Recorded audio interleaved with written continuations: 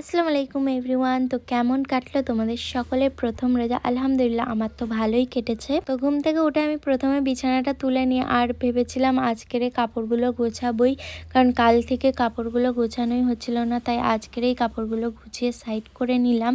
যেহেতু আজ জুম্মাবার ছিল আর এই কাপড়গুলো ধোয়াচ্ছিল, তাই ভাবলাম তাড়াতাড়ি করে কাপড়গুলো ধুয়ে আমি গোসলটাও সেরে নিই। করতে করতে প্রায় 12:30টা বেজে গিয়েছিল আর আমার 4th ব্যাচের স্টুডেন্টরা চলে এসেছিল, তাই ভাবলাম ওদের ক্লাসটা দেখে আমি নামাজটা পড়তে বসে যাই।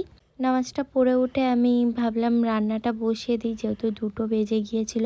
আর এই শাকগুলো মা অনেক দিন পাঠিয়েছিল, ফ্রিজে রাখা ছিল, তাই ভাবলাম আজকের এই রান্নাটা করে নিই। আর এই যে আহান সাইকেল নিয়ে বেরিয়ে যাচ্ছে, তারপর আমি আসরের নামাজটা পড়ে নিই আর ফলগুলো কেটে নিয়েছিলাম। আর তোমরা কে কোন জায়গা থেকে আমার ভিডিও দেখছো অবশ্যই কিন্তু কমেন্টে জানিও, কারণ আমারও তো জানার ইচ্ছা হয় যে আমার ভিডিও কে কোন জায়গা থেকে দেখছে। ইফতার কমপ্লিট করে আমি নামাজটা পড়ে নিই আর বাকি যা টুকটাক কাজ ছিল সেগুলোও সেরে নিই। তারপরে কোনো রকম কাজ না থাকায় আমি আহানকে পড়তে বসিয়ে দিই।